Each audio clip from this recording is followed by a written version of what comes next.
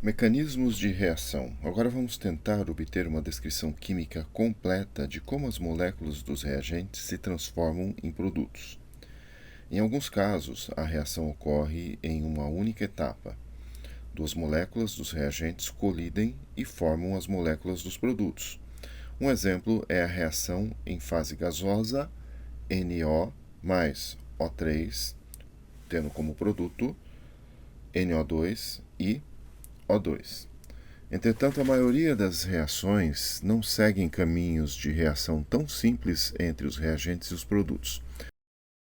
Por exemplo, a reação em solução aquosa, peróxido de hidrogênio mais 2 íons brometo mais 2 íons H+, tendo como produtos bromo e duas moléculas de água, não ocorre por meio da colisão simultânea de 2 íons H+, 2 íons Br- e uma molécula de H2O2.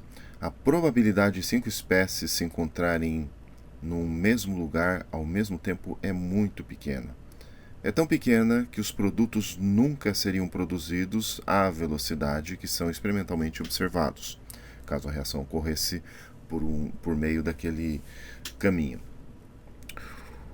O caminho de reação possível consiste num processo de duas etapas sucessivas, sendo que em nenhuma delas ocorre colisão de mais de três espécies simultaneamente. Temos aí o mecanismo, e se somarmos essas duas etapas consecutivas, chegaremos à equação global para o processo, como vocês estão vendo aí. Porém, nem sempre nós conseguiremos chegar à equação global através do mecanismo dado nos livros. Muitas reações podem apresentar um número muito maior de etapas. Por exemplo, a decomposição do pentóxido de dinitrogênio, N2O5, em fase gasosa, segue o mecanismo de reação abaixo, onde você vê nessa fórmula N2O5 com asterisco sobrescrito. Trata-se de uma molécula no estado excitado, possuindo energia o suficiente para se dissociar. Cada etapa é denominada um processo elementar, visto que cada processo elementar é um evento simples no qual algum tipo de transformação ocorre. O conjunto de processos elementares que descrevem a reação global é denominado mecanismo de reação. O mecanismo de reação deve ser determinado experimentalmente. Porém, para compreendermos como isso é feito, primeiro precisamos discutir os três tipos possíveis de processos elementares.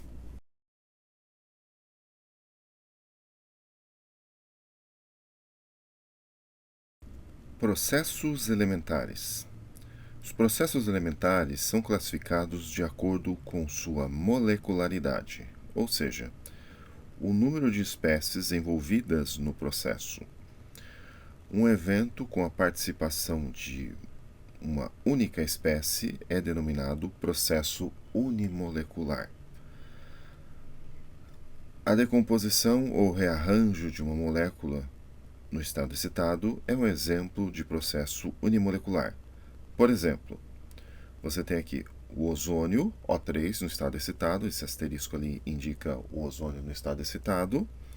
Ele se decompõe em uma molécula de oxigênio e um átomo de oxigênio. No outro exemplo, você tem uma molécula de ciclopropano excitada, você tem um asterisco ali indicando isso, e essa molécula se decompõe no propeno. Um processo bimolecular depende da colisão de duas moléculas dos reagentes. Por exemplo, NO mais O3, Cl mais CH4, argônio mais O3. Bom, esses três processos que eu representei por essas equações são todos bimoleculares. Nenhuma reação química ocorre no último processo, mas a colisão entre o argônio e a molécula de O3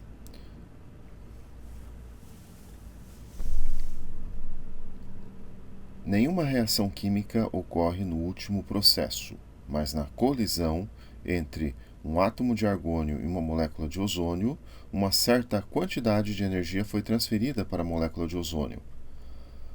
Agora, esta molécula possui um excesso de energia interna que, eventualmente, pode causar sua dissociação, como mostrado na última equação. Os processos elementares nos quais três partículas participam são denominados termoleculares, ou, se você preferir, trimoleculares.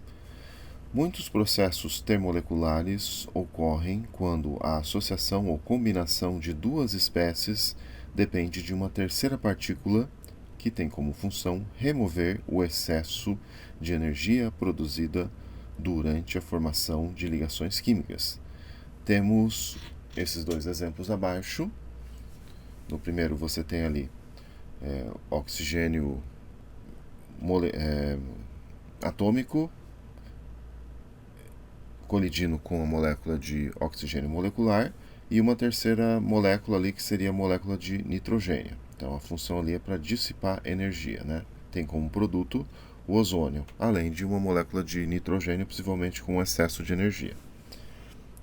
Na última equação ali você tem um átomo de oxigênio colidindo com uma molécula de NO, e aí você tem o nitrogênio ali para dissipar energia, e o produto é o NO2.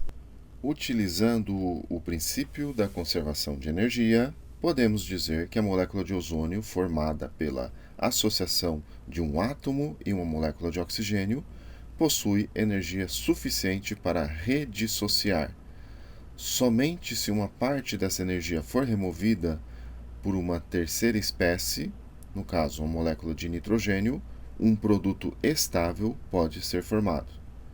Processos elementares com molecularidades superiores a 3 não são conhecidos, pois existe uma probabilidade muito pequena de que venha a ocorrer uma colisão na qual mais que 3 partículas se encontrem simultaneamente no espaço.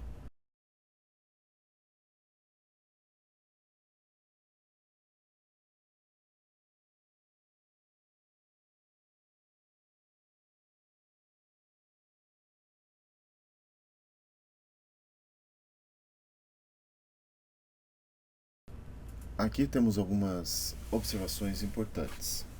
A ordem de uma reação é uma quantidade empírica obtida a partir da lei de velocidade.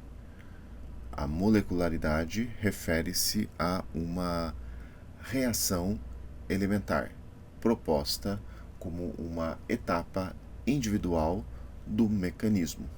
Anteriormente, ressaltamos que a ordem de uma reação não pode, em geral, ser predita a partir da estequiometria da reação.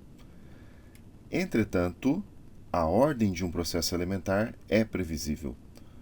Por exemplo, consideremos o processo elementar bimolecular genérico, onde você tem uma molécula de A que colide com uma molécula de B e tendo como produtos moléculas de C e D.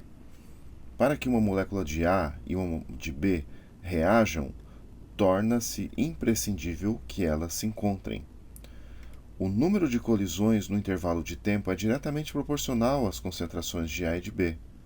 Portanto, qualquer processo elementar bimolecular deve seguir uma lei de velocidade de segunda ordem do tipo dA/dt igual constante de velocidade, concentração de A multiplicado pela concentração de B. Uma argumentação similar se aplica para o caso dos processos elementares envolvendo três partículas. Podemos concluir que um processo elementar termolecular do tipo A mais B mais C, tendo como produtos D e E, por exemplo, segue uma lei de velocidade global de terceira ordem e de primeira ordem com relação a cada um dos reagentes. Finalmente, consideremos os processos unimoleculares. Neste caso, estamos trabalhando com um conjunto de moléculas, sendo que cada uma delas se rearranja ou se decompõe independentemente umas das outras. É óbvio que à medida que o número de moléculas aumenta, também aumenta o número de moléculas que se decompõem num dado intervalo de tempo. Logo, A velocidade da reação será proporcional à concentração, e o processo unimolecular A dano B ocorrerá segundo a lei de velocidade de primeira ordem. Assim, podemos concluir que, no caso de processos elementares, a molecularidade é igual à ordem da reação. Um processo unimolecular é de primeira ordem, um processo bimolecular é de segunda ordem e um processo termolecular é de terceira ordem. Entretanto, é importante notar que o inverso não é verdadeiro. Nem todas as reações de primeira, segunda e terceira ordem são, respectivamente, unimoleculares, bimoleculares e termoleculares. Tivemos anteriormente um exemplo ilustrativo. A decomposição do N2O5 é uma reação de primeira ordem, mas ela se processa por meio de um mecanismo complexo que consiste de processos elementares unimoleculares e bimoleculares. Encontraremos uma explicação para este fato ao examinarmos a relação entre as leis de velocidade e os mecanismos de reação.